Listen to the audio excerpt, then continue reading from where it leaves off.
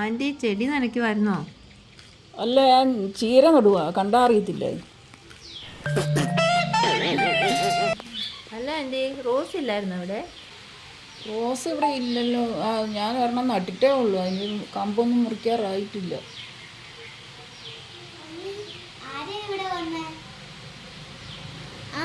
സെവാൻ്റെ അമ്മയായിരുന്നോ? Rose ഇവിടെ ഉണ്ടായിരുന്നു anti. ഞാൻ ഈ റോസിനെ അന്വേഷിച്ചേ. ഓ, ഈ റോസിനെ ആയിരുന്നു അന്വേഷിച്ചത്. ഞാൻ ഓർത്ത് റോസച്ചെടിയാണെന്ന്. അതാ ഞാൻ പറഞ്ഞത് കേട്ടോ.